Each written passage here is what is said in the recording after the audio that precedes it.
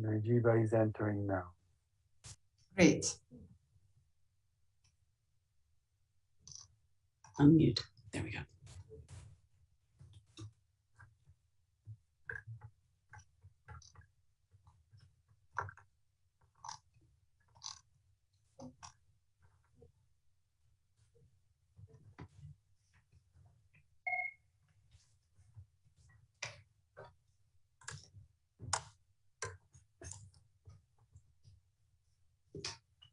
Madam Najiba, good afternoon. It's the technical side of the Give us more couple of seconds to verify that your mic is working. Sure, not a problem. Hi, everyone. Perfect. Thank you very much. So we can start now. So again, welcome to all the colleagues who have joined us today for this press conference, presenting to the Geneva Press Corps the Regional Refugee Preparedness and Response Plan for Afghanistan. As you know, we have 4 speakers today. We have the pleasure to have with us Ms. Kelly Clements, Deputy High Commissioner of the UN Refugee Agency, Wafa Saeed Abdelatif, who is the Director of the Coordination Division of UN OCHA, Manuel Fontaine, Director of Emergency Programs of UNICEF, and Najiba Wadzida-Fost, who is the CEO of the NGO Asia Pacific Refugee Network.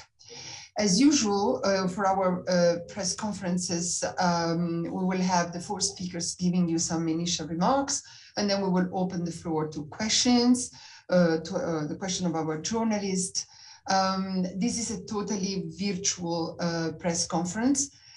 So please, as usual, raise your hand if you want to ask questions. And I will now start immediately by giving the floor to Mrs. Clements for UNHCR. Kelly, you have the floor. Thank you. Thank you so much, Alessandra. Thank you all for joining us today. I must start by echoing the Secretary General's condemnation of the terrible attacks at the Kabul airport yesterday. We send our condolences to the families of those killed and wish the dozens injured a full and speedy recovery. This tragic incident also underscores the unpredictable and volatile situation on the ground today and the risks to Afghan civilians. As our High Commissioner, Filippo Grandi, has said, this tragedy strengthens our determination not to leave the Afghan people in their hour of need. Now is the time to ensure that we can all do what we can to support Afghanistan and its people, including those who are forced to flee.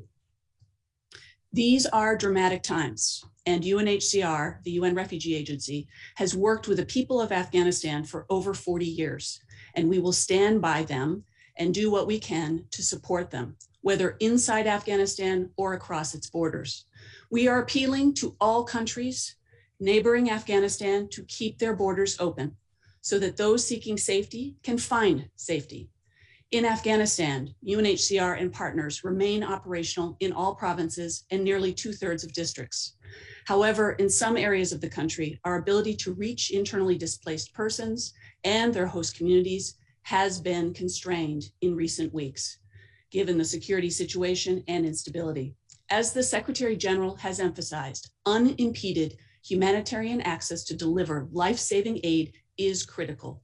We will stay and deliver for the Afghan people, including through partners, for as long as we have access to populations in need and safety for our colleagues and partners. As part of the broader UN country team in Afghanistan, UNHCR is assessing the evolving situation and will aim to mitigate any potential impact on its services to vulnerable civilians. As a humanitarian agency, our work is guided by communities in need. We know that increasing violence and insecurity have prompted the displacement of more than 500,000 Afghans this year alone, 80% of whom are women and children. We all hope that the situation in Afghanistan will stabilize and that people will not have to flee. However, as the UN's refugee agency, we do need to be prepared for a worsening of the situation. Remember that over 2.2 million Afghans are already hosted by Iran and Pakistan, and that fleeing is sometimes not only the last resort, but the only option people have to survive and to access their most basic human rights. In terms of numbers, we are preparing for around 500,000 new refugees in the region. This is a worst case scenario. Our planning figures are based on an analysis of ongoing social, economic, political, and the security situation. The purpose of the figures is to enable us to plan and pre-position important assistance so that urgent interventions can be scaled up quickly, efficiently as possible, and if needed. UNHCR and our partners are ready to support the host governments in the region to scale up humanitarian responses and has been in close contact with national authorities in neighboring states as we review contingency plans. The regional response plan is what we are presenting here today is a critical part of that process. While we have not seen large outflows of Afghans at this point, the situation inside Afghanistan has evolved more rapidly than anyone expected. We need, therefore, to be prepared for any number of eventualities. That takes resources, preparation, and a reasonable amount of lead time. With this plan, we are seeking a total of $299 million for 11 UN agencies and NGO partners from now until the end of the year. The breakdown of that amount is contained in the 4-page summary that you have received. Increased and immediate funding will allow us to pre-position core relief items and be ready for emergency interventions. With our flexible approach and our strong operational presence, UNHCR and partners will be able to rapidly shift assistance where and when it is necessary.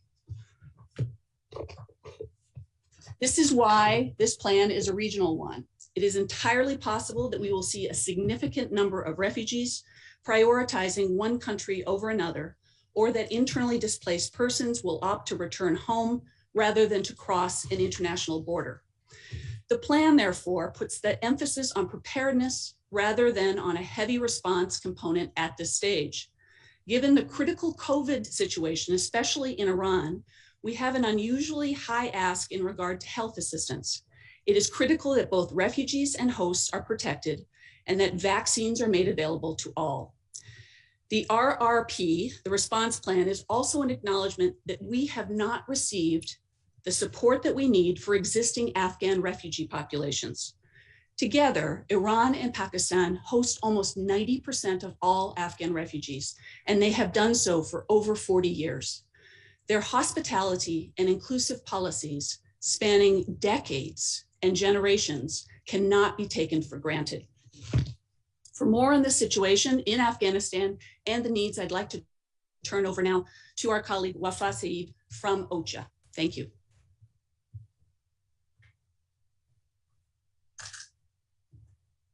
Thank you very much, Kelly. Yes, indeed, this is the summary that we have just distributed to you. You should have received it. And now let me give the floor to Wafa Saeed Abdelatef. Wafa, you are the director of the coordination division of UN OCHA. You'll tell us more about the situation on the ground, please. Okay, thank you so much. Before I start, I would like also to echo this collective horror at yesterday's attack. It's brutal, senseless that took place at the airport, and also to pass heartfelt condolences to those who lost loved ones. And yet, while it's been another blow to the Afghan people, it is also for us to strengthen our resolve to provide support and to provide solidarity and to continue to be of service. And actually, I want to say 3 key points, and I will elaborate a little bit on them. My first point is that the humanitarian needs are catastrophic, are at large scale, and are increasing. The second point is that despite some of the constraints that Kelly flagged them and some of disruption and challenges, humanitarian response has not stopped and is continuing as we speak. And my last point, to continue to address this critical humanitarian needs, we need on one hand, respect to humanitarian principles, protection of the humanitarian workers, men and women, but also we need financial resources because the plan for the response inside the country is very poorly funded.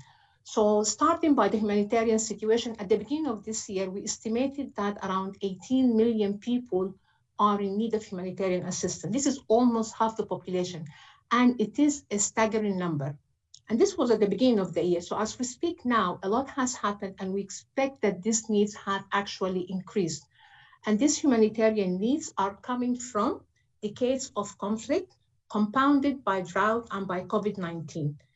And just to give you some statistics about the needs, I think now we are facing the second drought in 4 years, which means people did not have time to cope, to build their assets. And we are estimating that at least 1/3 of the people in Afghanistan today are either at what we call crisis or emergency level of food insecurity, which means they don't have enough to eat, they are depleted their assets, and that if they are not assisted quickly, their situation would get much worse.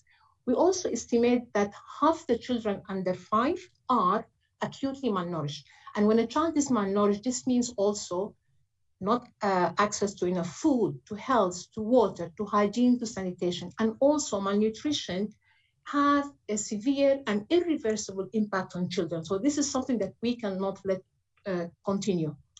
Also, in addition to critical food insecurity, the malnutrition, this year we have seen the highest increase in number of casualties, and the majority of them, actually 1/3 of these, are children. And inside the country, we have, I think Kelly flagged this number, more than 500,000 people were internally displaced, and of around 130,000 of them were displaced just last month alone. But as I mentioned also in the beginning, despite the challenges, despite the constraints, the humanitarian response is continuing as we speak today in Afghanistan. And we as humanitarian agencies, we have experience and we know how to operate in conflict settings and in war zones despite the challenges. So the response continues despite the challenges and some of the constraints flagged by Kelly. And since in the first 6 months of the year, we have reached around 8 million people. And of these, 4 million people were reached in the last 3 months. I just would like to conclude by the point mentioned that we also need respect in this context of humanitarian principles and protection of humanitarian workers, both men and women. And I'd also like to say something about the funding, because when we have launched the plan for the response inside Afghanistan at the beginning of the year, we have appealed for 1.3 billion. I would like to thank the generous donors who provided around 500 million, which is around 40% of the plan. And part of this has also gone to the OCHA managed central country-based pool fund that is managed within the country, and the Central Emergency Fund that collectively provided around 50 million to support the response in Afghanistan. But we remain short of $800 million. This is needed urgently because the level of supply now are being stretched, because also we are coming to winter and there is also not only the scale of the funding, but the urgency of the funding, and we need these funds to be flexible. So I just want to conclude that we need the respect of humanitarian principles, protection of the aid workers, men and women, and we need the funding because the needs are already growing. And lastly, I just also want to acknowledge and to thank the humanitarian workers who are, as we speak now, despite great risk, continue to provide assistance. So thank you so much, and over to you. Thank you. Thank you very much, Wafa, for this update.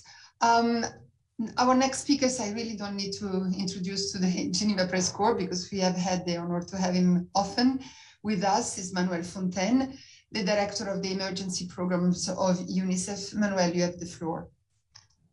Thank you very much. And greetings from Kabul. I think I just want to start from the point of both known by Kelly and Wafa, which is this important commitment for humanitarians to stay and deliver. And so what does it mean? Staying is not easy at the moment in Afghanistan and in Kabul, but in the rest of Afghanistan as well. And but there is a strong commitment to do that because we need to deliver. And I think some of the numbers just mentioned by Wafa are quite striking when you're a humanitarian, half of the population in need of humanitarian assistance.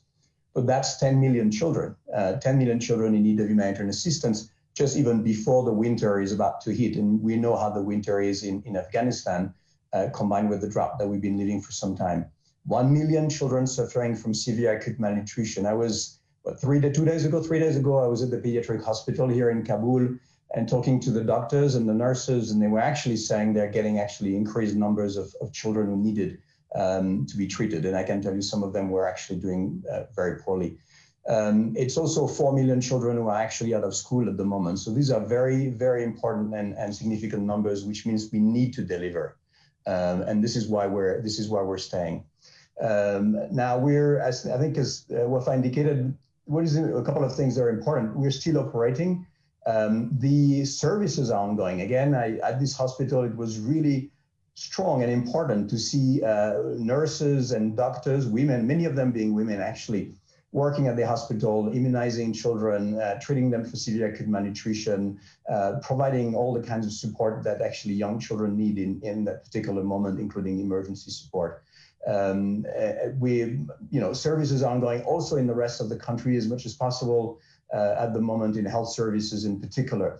But at the same time, I think we're trying all together with all the partners, all the agencies here to set up emergency services. It's support to displaced people. It's mobile health clinics or health teams.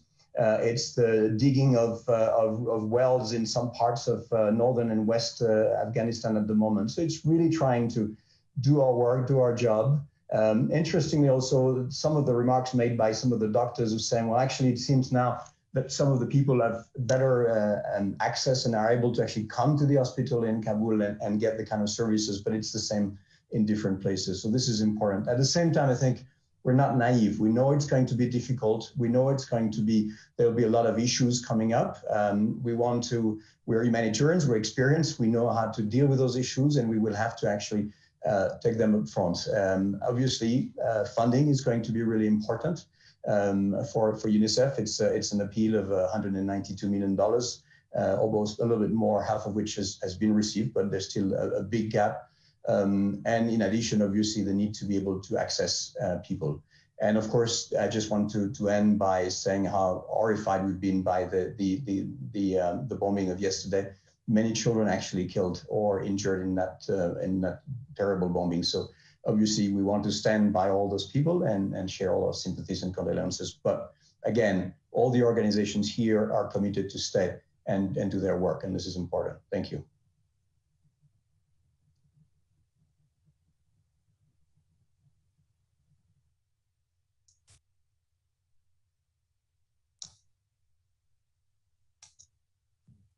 I hope you can hear me. Thank you very much, Manuel. That is really an important information.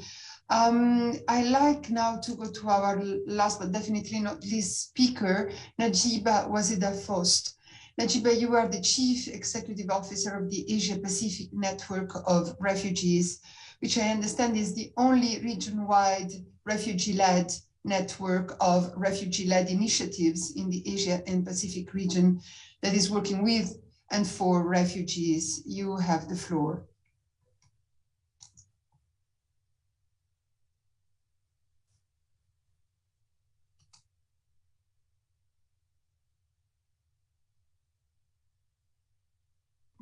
Great. Sorry, I couldn't unmute my mic. Thank you very much. I mean, we all know that Afghanistan is right now at a very dangerous point. We've been speaking about the horrifying situations already from the other speakers. Ahead really lies a tragically intertwined state of crisis. And we're talking about an increasingly brutal conflict combined with an acute humanitarian situation and multiplying human rights abuses. With the withdrawal of foreign forces, obviously many people did fear the prospect of the resurgence of the Taliban, but few people were pessimistic enough to believe that the Taliban would regain control over the country so quickly. The people of Afghanistan have experienced 40 years of displacement, and it is quite horrifying for us to see the rapid escalation of human sufferings as well as displacement within the country. And again, I have to say, this is in addition, to other issues like drug displacement, the food insecurity, and the COVID as well. Many Afghans from the provinces, as we all know, are under threat of the Taliban, have already moved internally, and some with the other means available are actually also trying to leave the country and go into countries like Pakistan, Iran, Turkey, Tajikistan, and elsewhere. I mean, for us in ACNUR, it has been quite heartbreaking, you know, especially in the past week, receiving vast amount of calls through our Afghan crisis helpline, where people have been reporting executions and beatings and clampdown on media and radio stations. They've been reporting to us about Taliban's, you know, door-to-door searches, targeted killings, and looting in the capital. And again, we've been hearing about schools and hospitals and thousands of homes being attacked. All roads leading to and going out of the cities are being closed by the Taliban. Hospitals, as we already heard, you know, have nearly reached full capacity and really can no longer accept patients. And again, we've heard from our speaker from OCHA, again, you know, the available food that's fastly diminishing, as well as a shortage of medical supply. You know, but with all of that, you know, what's been the most concerning is around the voices of fear that we hear from women. You know, they tell us that they fear of being killed simply because of being a female. Hundreds of women and girls and children are brutally persecuted, and some are telling us that they're publicly beheaded or stoned. We worry that the situation for Afghan women in particular is deteriorating so rapidly, and we are particularly concerned for their safety and other human rights defenders in Afghanistan. We do worry that the borders, which are closing in response to the pandemic, will prevent Afghan women from fleeing violence and persecution and from finding safety. We worry that Afghan refugees living around the world might not ever get the chance to see their families again. And we worry that governments that are turning inwards in their response to the crisis in Afghanistan might and will ignore the needs and rights of women and girls who cannot count on the local authorities to protect them at times like this. So with the terrible news last night, as we all talked about it, it's been quite, you know, difficult for us to hear about the numbers of women and children being killed last night, you know, and speaking to women just hours ago, describing how they have become prisoners of their own gender. And they're all facing real challenges, like real concerns about survival. So a lot of people telling us in ACNUR that they're really facing this coming darkness with a sense of being abandoned by regional and international community. They are expecting far greater engagement and visible support from the international community. You know, UNHCR has done so much to support, you know, Afghanistan for decades, and we are still urging UNHCR to take, you know, concrete steps to lead the global responses to support forcibly displaced, as they always have, and ensure that the principle of responsibility sharing and international unity enshrined in the global compacts of refugees are upheld. Refugees and displaced people must not be, you know, a mere afterthoughts, but their needs must be given a priority. Afghans are in a great danger, and their protection is both a moral imperative for those in a position to help and a matter of enlightened self-interest for governments wishing to see stability, you know, in the Asia region. And I would like to conclude that how important it is, you know, for the local-led organizations, for NGOs to be actually supported and funded.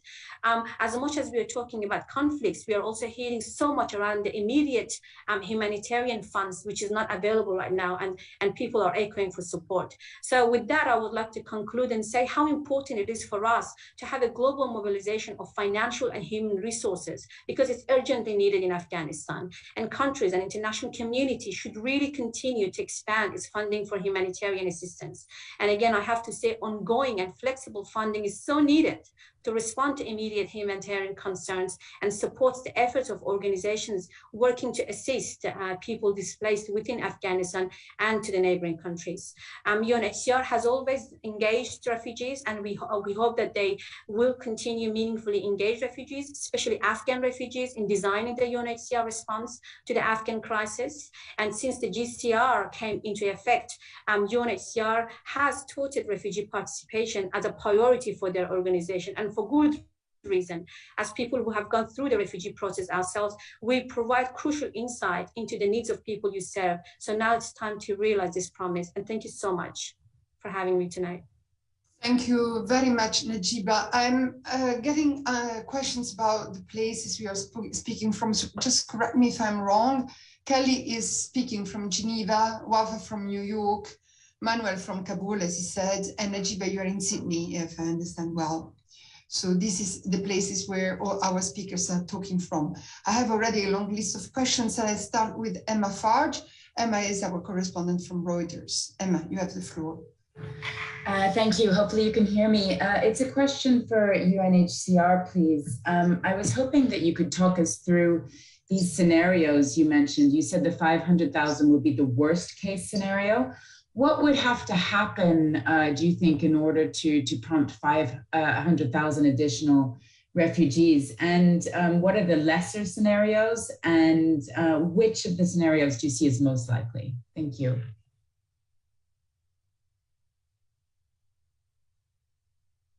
Kelly, would you like to answer, please? In press conferences, we answer questions as they come. Okay, very good.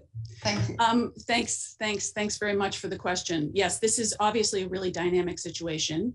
And in scenarios like this, as you've mentioned, Emma, we do look at various possibilities, and it's based on political situation, security situation, and others. With regard to contingency planning related to potential additional outflows, there are a number of scenarios that we've looked at different levels. And as I mentioned, the 500,000 figure is the worst case. Obviously, what we're talking about is a serious need for those to be able to not be able to seek safety within Afghanistan, but need to depart the country. So we look at ways that we can support, obviously, in the region with core relief items, with other support that we can provide to the authorities, partners coming through with various means in terms of support. So it's really pre-positioning. And what is, I want to underscore about this particular plan, this is about planning and contingency planning. It is not the actual response. And obviously, if there was a response, we do need support now for the plan, because we don't want to be caught flat-footed, and we want to continue to support those countries that have generously hosted for many, many years, as I mentioned. But there would be the need for a radical and major increase of response. And so we keep this as a very dynamic plan, and it would need to be sustained. I mentioned at the top, you know, these are countries that have hosted for 40 years refugees in the region. 90% are in Iran and in Pakistan. And obviously they've been generous hosts, and we would hope that they would continue to do so, but they will need a lot of support. Thank you, Kelly. Second question comes from Laurent Sierro from the Swiss News Agency. Laurent, you have the floor. Thanks for taking my question. These are also questions for Kelly Clements.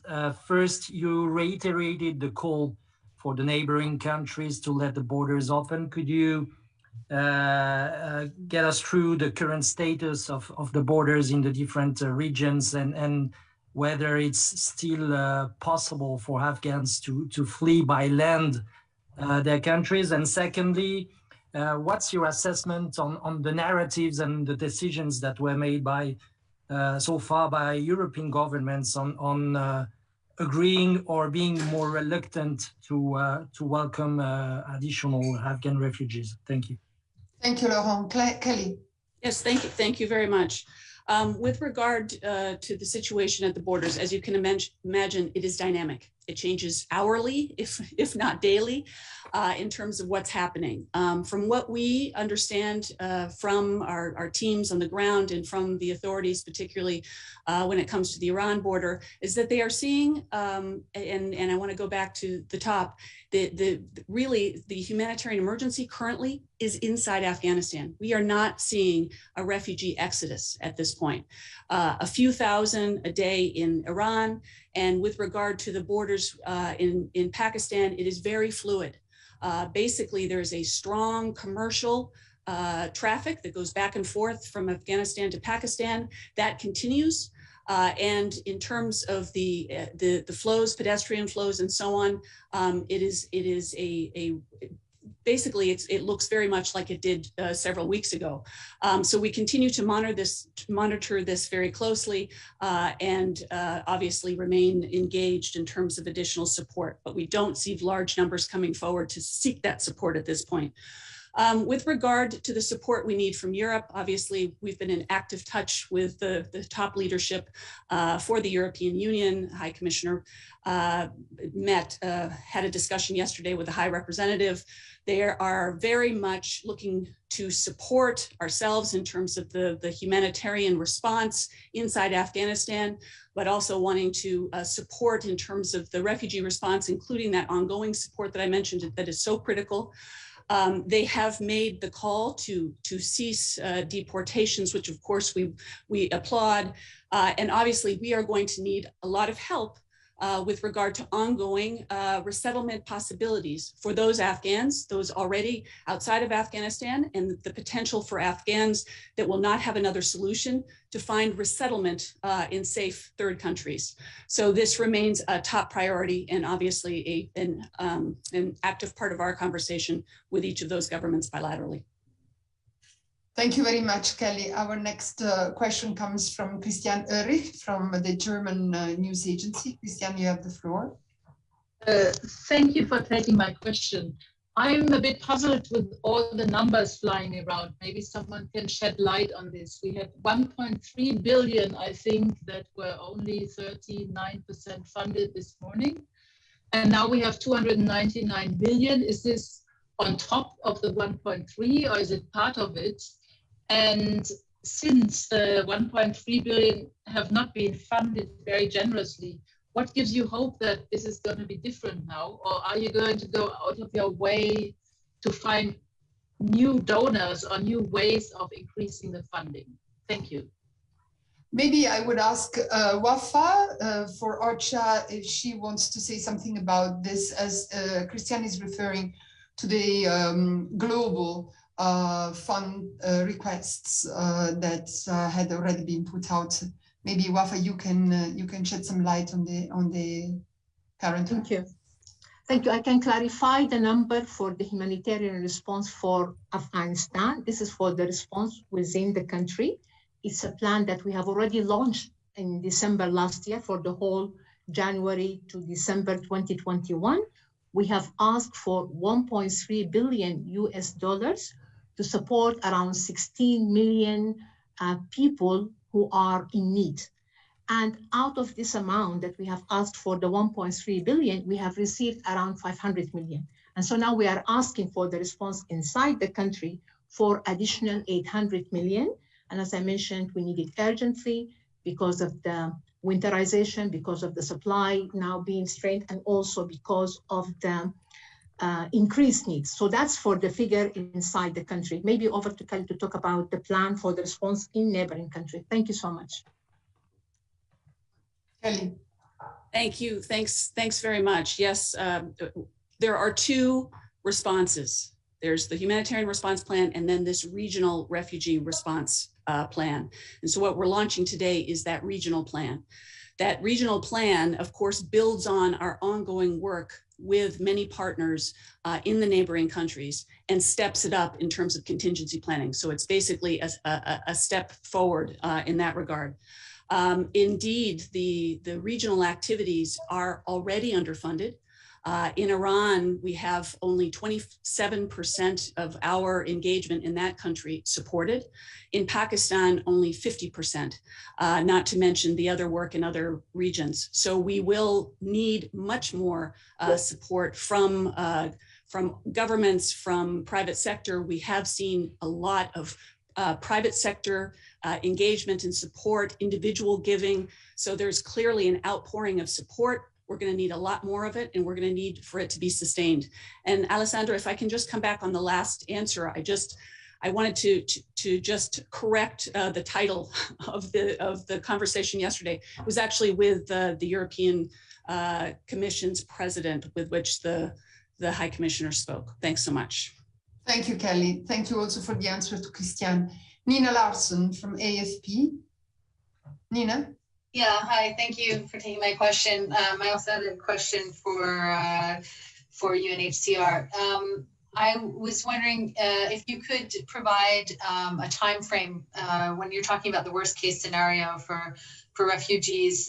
Within what time frame are you thinking of these 500,000 people could potentially flee the country? And which countries, I knew you said it was, this is just planning, but which countries are you expecting to see the greatest influx? And then also, I mean, you just said that for now you're not seeing an exodus and that the biggest crisis is inside Afghanistan. Are there also contingency plans for a sharp increase in IDPs, and what would the worst case scenario be there? Thank you. Kelly. Thanks very much for the question. Much appreciated. In terms of, we've had decades of experience not necessarily getting the scenario right. So in terms of how we look at this and how dynamic it is, we intentionally have given you a document that doesn't specify by country what we're expecting, because we don't know where people are going to go exactly. And we need the flexibility to move quite quickly, including, for example, providing even more support inside Afghanistan, because people do not seek refuge outside the country, and we need to provide more of that support. So it includes our Central Asia neighbors, as well as Pakistan and Iran, certainly, which is quite important. With regard to IDPs inside the country, yes, there's been a lot of contingency planning done on that as well. I would refer to WAFA, but that is something that I know UNHCR and other partners want to step up and actually surge more support as access and security allow. Perhaps WAFA can add to that.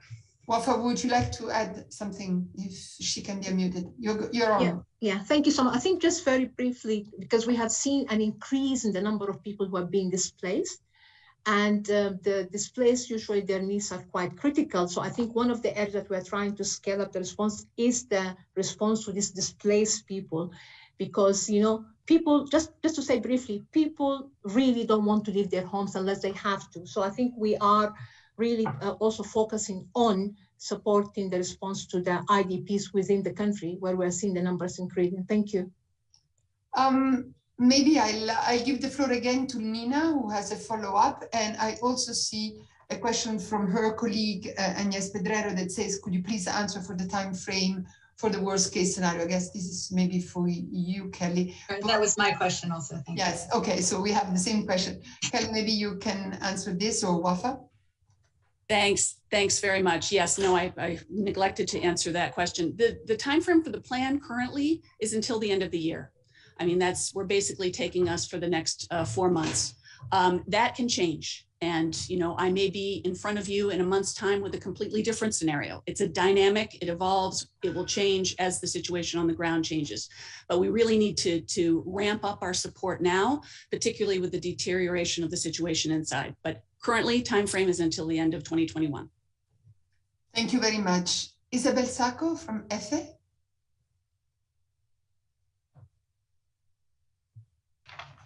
Good afternoon. Mrs. Clement, I have a question on the situation in the Spin border crossing with Pakistan, because there are many news reports that contradict what you just said,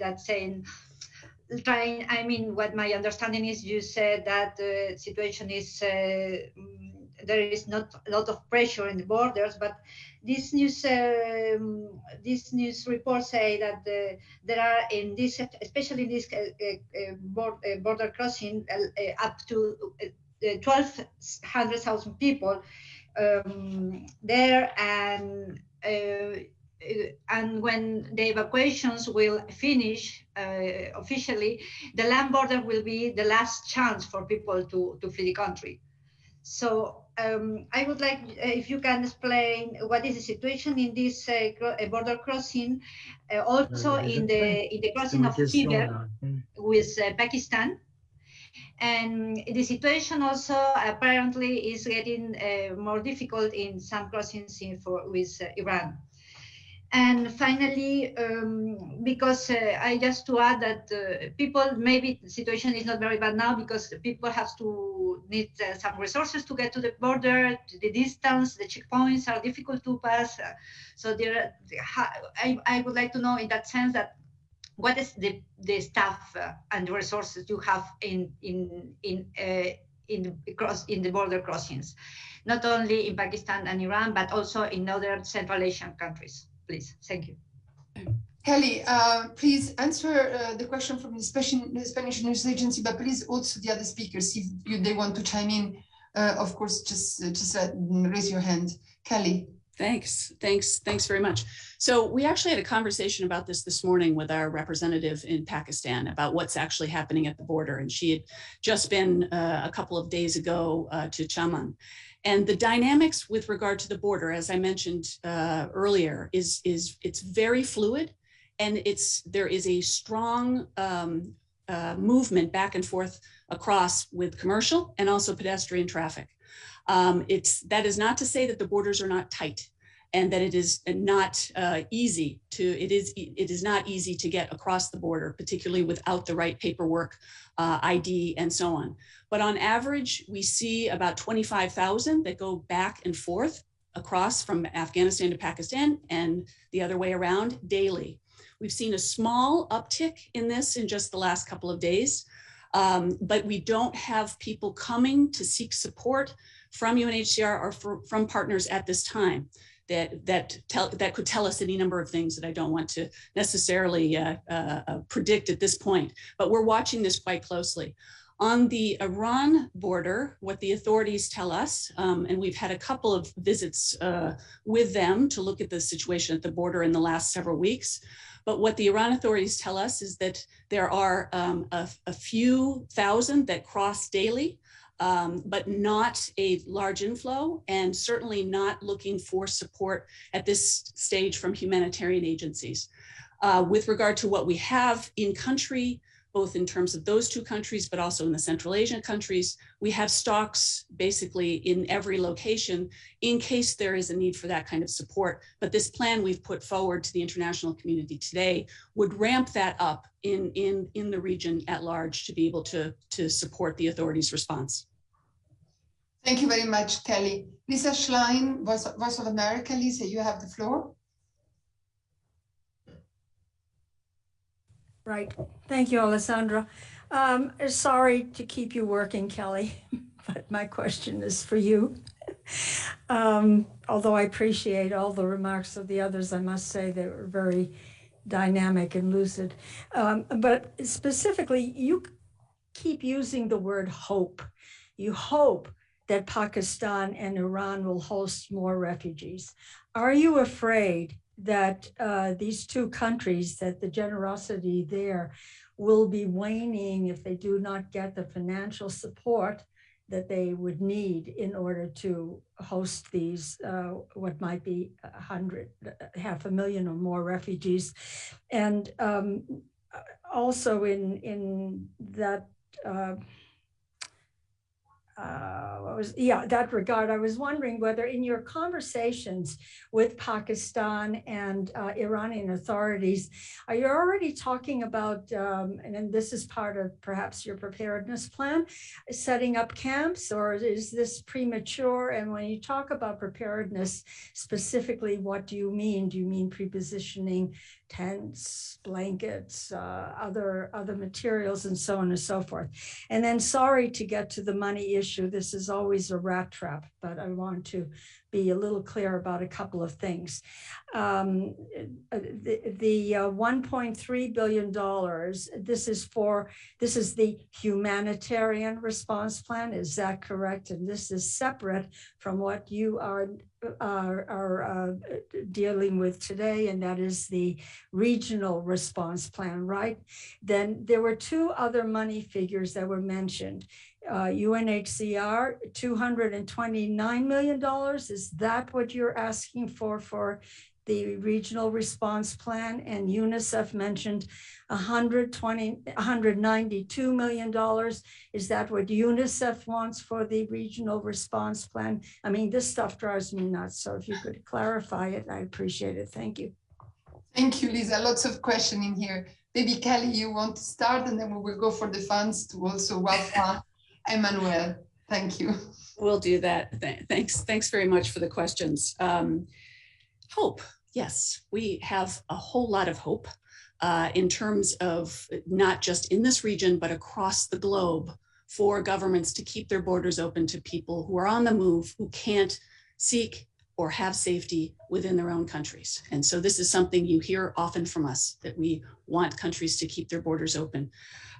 This is, as you can imagine, an active conversation that we have with not only the countries in this region, but elsewhere as well.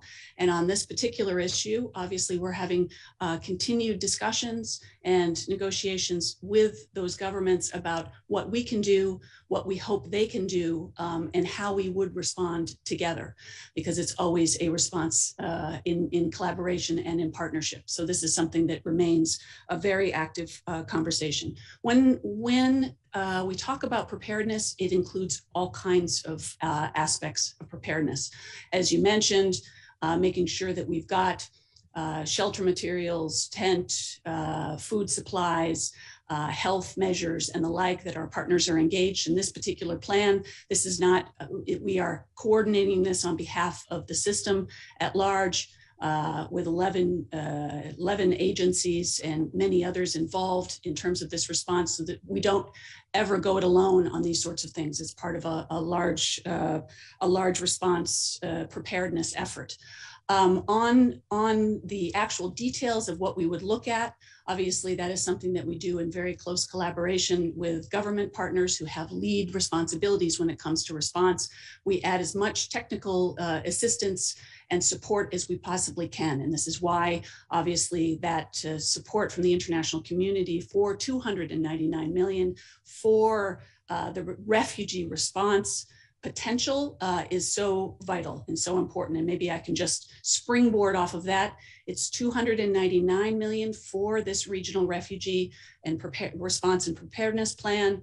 The figures I think that you heard from other speakers and the like also include the Inside Afghanistan plan. And from the UNHCR perspective, I really noted what we're talking about when it comes to the refugee hosting countries. Thanks. Wafa, I think you had already clarified the point of view of OCHA on the other funds, but maybe you want to add something, and then I go to Manuel.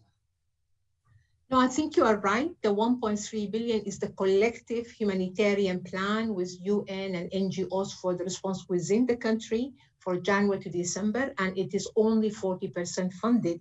And we are also concerned because the needs are increasing and we need flexible fund, we need urgent fund. But I think you are right. Maybe over to Manuel to explain the figures from UNICEF. Thank you. Thank you. Manuel, can you give us a little bit more details on the... Just the $192 million I mentioned is actually inside Afghanistan. So it is the part of that broader 1.3. This is the UNICEF part, of which we've got a little bit more than 50%, so still a long way to go to get the resources we need to really bring the assistance we need. So that's what it is. So it's inside Afghanistan, which clarifies. Thank you very much. Let me see. I don't see any other hand up. Is there any other correspondent that would like to ask questions to our speakers? No, I don't see anybody asking for the floor. So I would like to come to the conclusion of this press conference by thanking very, very much Kelly Clements from UNHCR, Wafa Saeed of OCHA, Manuel Fontaine of UNICEF, and Najiba Fadost of the Asia Pacific Network of Refugees for having been with the Geneva Press Corps today for the launch of this very important regional refugee preparedness and response plan. Thank you very much. Good luck with your important work in the next weeks. And of course, Andrei, Elodie today, because but also James for UNICEF, and Jens and Vanessa for OCHA are here to help if you need more information in the next days on this matter. So thank you to you all and have a nice weekend. Thank you.